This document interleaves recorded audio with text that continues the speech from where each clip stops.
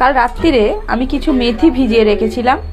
তো মেথিটা সকালবেলা এরকমভাবে কিন্তু ভিজে গেছে এবং ওপরে যে জলটা ছিল সেটাকে কিন্তু আমরা ছেঁকে সবাই সকালে খালি পেটে খেয়ে নিয়েছি। এই মেথিটা দিয়ে কেননা কিছু একটা বানিয়ে দেখানো যাক। তো চলো মেথি দিয়ে একটা রেসিপি তোমাদেরকে বানিয়ে দেখাই। এই শাক তো তোমরা অনেক খেয়েছো, কিন্তু এই মেথি দানা কি কখনো খেয়ে দেখেছো কেমন লাগে? তো এই মেথি দানারই একটা রেসিপি চলো শিখে নেওয়া যাক। প্রথমে আমি একটা সুতির কাপড় নেব। কাপড়টা যত সুতির হবে তত কিন্তু ভালো। তো আমার কাছে এরকম একটা ছোট পাতলা গামছা আছে, খুবই পাতলা, তোমরা দেখতে পাচ্ছ, খুবই পাতলা গামছা। তো এই গামছাটার মধ্যে আমি মেথিটাকে এখন ছেঁকে নেব।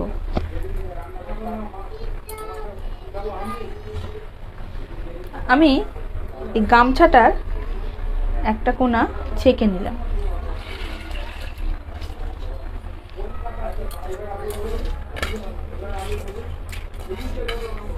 আমি এখানে প্রায় 50 গ্রাম মতন মেথি ভিজিয়েছিলাম, সেটাই কিন্তু ভিজে গিয়ে এতটা পরিমাণ কিন্তু হয়ে গেছে।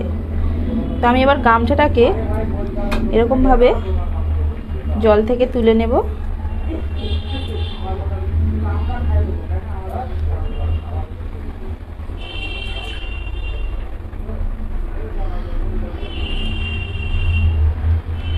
আমি মেথিটাকে নিয়েছি, নিয়ে এরকম গামছার মধ্যে বেঁধে এরকমভাবে একটু আলগা করে বেঁধে নেব।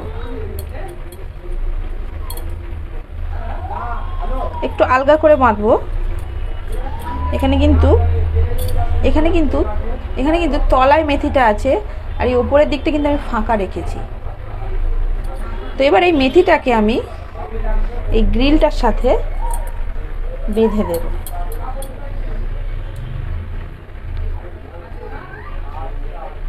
দেখিয়ে দেব তোমাদেরকে এই মেথিটাকে এই গ্রিলের সাথে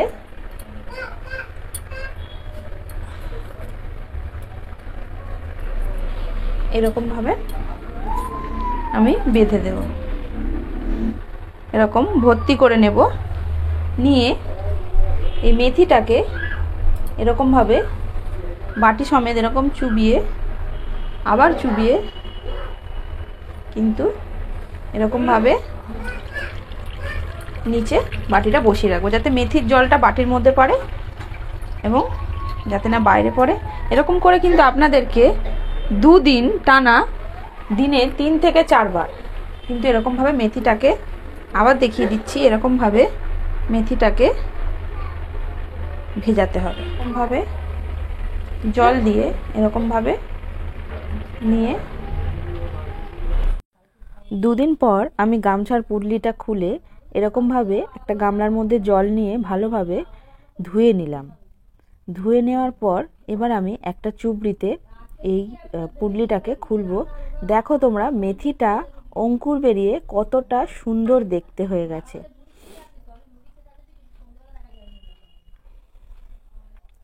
আমি দেখাবো তোমাদেরকে ওপরটা, এই যে ফুটো ফুটো দিয়ে কিন্তু মেথির অঙ্কুরগুলো বেরিয়েছে এবং ভেতরটা তো অনেক বেরিয়ে গেছে। তো আমি একটা চুবড়িতে ঢেলে তোমাদেরকে দেখাবো যে কেমন হয়েছে। তোমরাও কিন্তু 2 দিন টানা এরকমভাবে জলে, যেরকমভাবে দেখালাম ওরকমভাবে যদি জলে রাখতে পারো, জল দিয়ে রাখতে পারো এবং জলটা ঝরে পড়ে যাবে, তো ওরকমভাবে যদি রাখতে পারো খুব সুন্দর অঙ্কুর বেরোবে। দেখো আমি বের করছি, পুরো একটা গোল মন্ড মতন হয়ে গেছে। তো এটাকে আস্তে আস্তে খুব হালকা হাতে বের করতে হবে। খুব বড় বড় কিন্তু অঙ্কুরগুলো হয়েছে। তো দেখো এতটা আমার অঙ্কুর বেরিয়েছে। 50 গ্রাম আমি মেথি ভিজিয়েছিলাম, তার থেকে আমার এতটা অঙ্কুর বেরিয়ে গেছে। আমি তোমাদেরকে ওপরে তুলে দেখাবো কতটা সুন্দর লাগছে দেখতে। তো এবার রেসিপিটা যখন আমি বানাবো দেখবে যে এগুলোই কত সুন্দর লাগবে খেতে। তো তোমরা অবশ্যই কিন্তু বাড়িতে এটা ট্রাই করে দেখো, এটা শরীরের পক্ষে কিন্তু ভীষণ ভালো। তো চলো রান্নাটা এবার করে নিই। এখানে আমি মেথিটা নিয়ে নিয়েছি, এবার আমি রান্নাটা করব। তো আমি এখানে মেথিটার সাথে দিয়ে দেব একটু পেঁয়াজ। এখানে একটু বেশি করে পেঁয়াজ লাগবে, তো আমি এখানে 2টো বড় সাইজের পেঁয়াজ কুচিয়ে নিয়েছি। তো আর লাগবে ছোট ছোট করে স্কোয়ার করে কাটা আলু, ছোট ছোট করে বেগুন এবং ছোট ছোট করে কাটা শিম। তো এবার রান্নাটা শুরু করা যাক।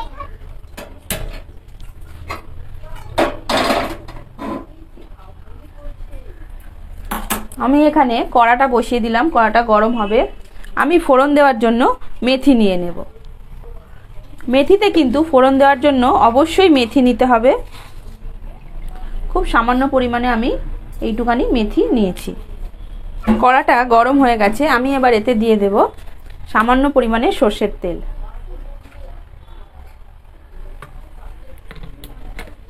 আমি এখানে 1 চামচ মতন তেল দিয়ে দিয়েছি। তেলটা গরম হয়ে গেলে আমি এতে দিয়ে দেব মেথি ফোড়ন।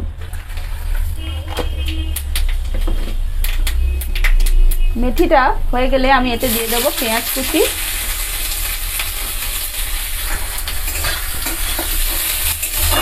পেঁয়াজটা দিয়ে আমি একটু ভাজা ভাজা করে নেব।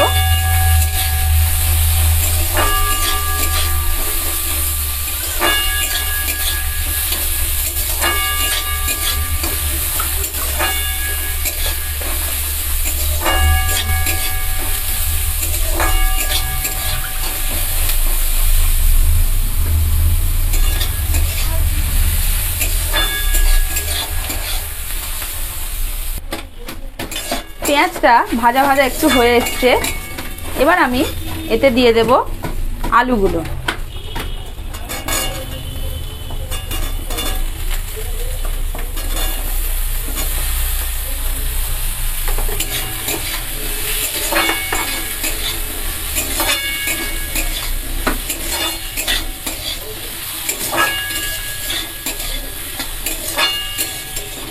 কিন্তু লো ফ্লেমেই আলুটা ভাজছি। আলুটা একটু ভাজা ভাজা করে নেব।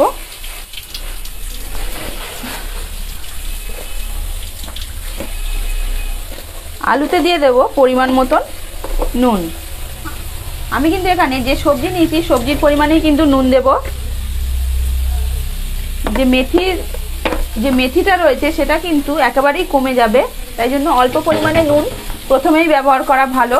পরে যদি নুন লাগে আবার কিন্তু অ্যাড করা যাবে।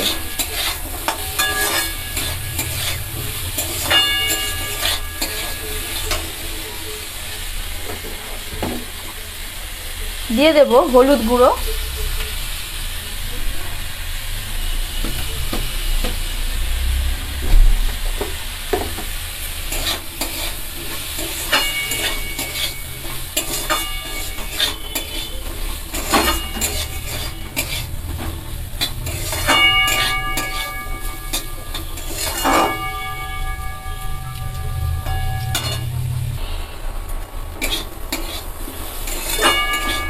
ভালোভাবে নাড়াচাড়া করে নেওয়ার পর আমি কিন্তু এতে এবার দিয়ে দেব শিম।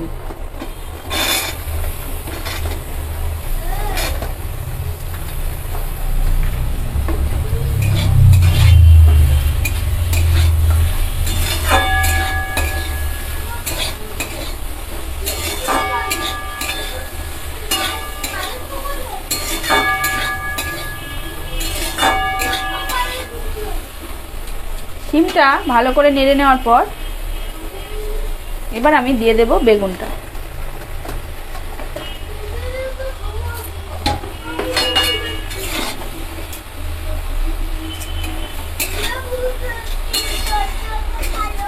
বেগুনটাও আমি ভালোভাবে এখানে নাড়াচাড়া করে নুন হলুদের সঙ্গে মিশিয়ে নেব।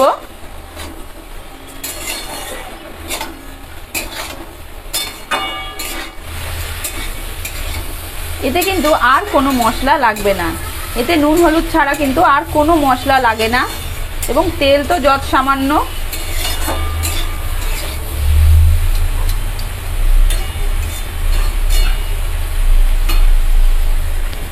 তো আমার চ্যানেলে কিন্তু বন্ধুরা যেসব রান্নাগুলো আপনারা পাবেন সবই কিন্তু হেলদি, কোনো রকমের তেল ঝাল মশলাদার খাবারের রেসিপি কিন্তু আমি দেখাই না। তো আপনারা চাইলে এগুলো প্রতিদিন আপনার ডায়েটের সঙ্গী করে নিতেই পারেন।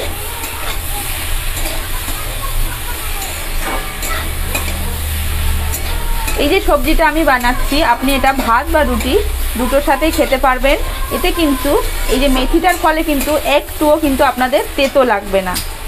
এই মেথিগুলোকে দিয়ে দেব।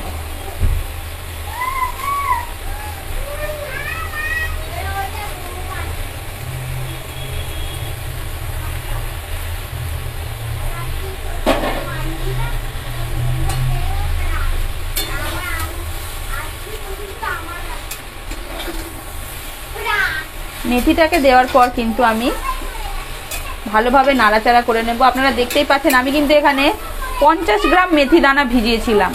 এই 50 গ্রাম মেথি দানা কিন্তু অঙ্কুর বেরিয়ে এরকম এক কড়াই কিন্তু ভর্তি হয়ে গেছে।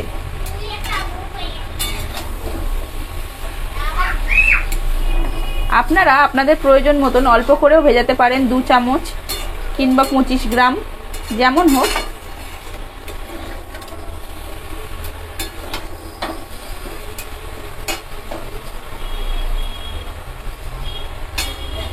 আমি এই মেথিগুলোকে ভালোভাবে সবজির সঙ্গে কিন্তু মিশিয়ে নেব।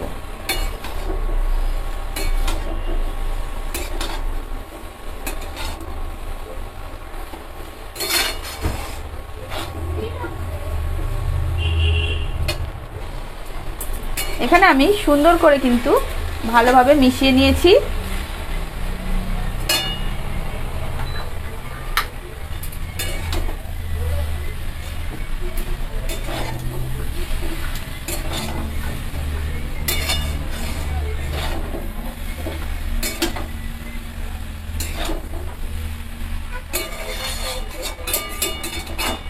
সম্পূর্ণটা মেশানো হয়ে গেলে একদম লো ফ্লেমে কিন্তু আমি এটাকে ঢাকা দেবো।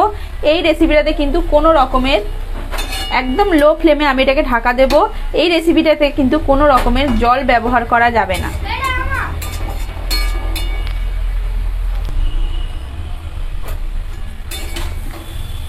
আমি আরও একবার নাড়িয়ে নেব, নিয়ে কিন্তু আমি এবার ঢাকা দিয়ে দেব। এটা কিন্তু একটু একটু করে জল বেরোবে, খুব যে একটা জল বেরোবে সেটা কিন্তু নয়।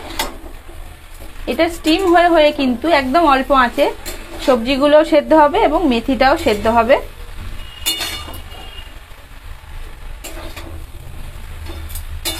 আমি এটাকে ঢাকা দিয়ে দেব এবং 5 মিনিট পর খুলবো। আমাদেরকে কিন্তু এটা বারবার খুলে খুলে দেখতে হবে এবং নাড়াচাড়া করে নিতে হবে। তো আমি 5 মিনিট পর এটাকে খুলবো।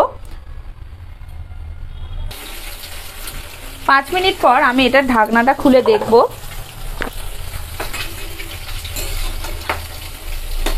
এটা কিন্তু স্টিমে এতক্ষণ ছিল, তার জন্য কিন্তু অনেকটাই একটু জল জল হয়ে গেছে সবজিটা, তোমরা দেখলে বুঝতে পারবে।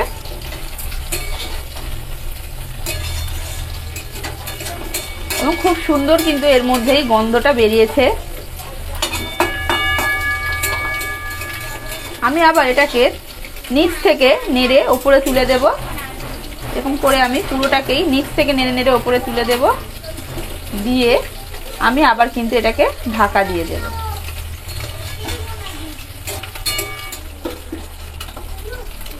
আবার আমি কিছুক্ষণ অপেক্ষা করব। ফিরে এলাম বেশ কিছুক্ষণ পর। আমি কিন্তু এর মধ্যেই কয়েকবার এর ঢাকনা খুলে কিন্তু নেড়ে নিয়েছি।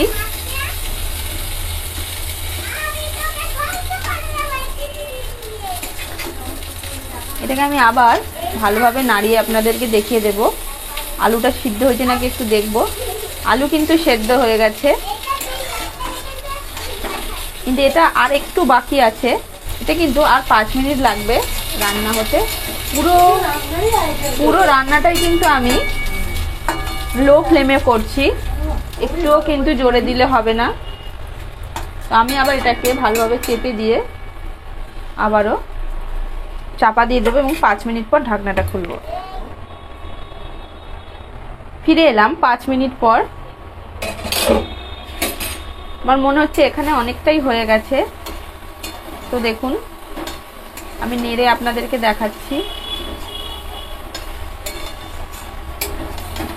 চচ্চড়ি রান্নাটা কিন্তু পুরোপুরি হয়ে গেছে। আমি এবার এটাকে নামিয়ে নেব। নামিয়ে নেওয়ার আগে আমি কিন্তু একটু নুন চেক করে নিয়েছিলাম, নুনটা কিন্তু পারফেক্ট আছে।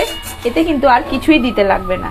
এটা আপনি এবার গরম ভাতের সাথে খান বা রুটির সাথে, সবটার সাথেই জমে যাবে এবং একটুও কিন্তু তেতো লাগবে না। তো যাই হোক, এটা খেতে কিন্তু অসাম লাগে এবং যাদের সুগারের প্রবলেম রয়েছে এবং যাদের পেটের প্রবলেম রয়েছে, কনস্টিপেশন বা অন্য কিছু, এটা কিন্তু সব কিছুতে হেল্প করবে। এটা কিন্তু খুবই উপকারী একটা সবজি, খুবই পুষ্টিকর।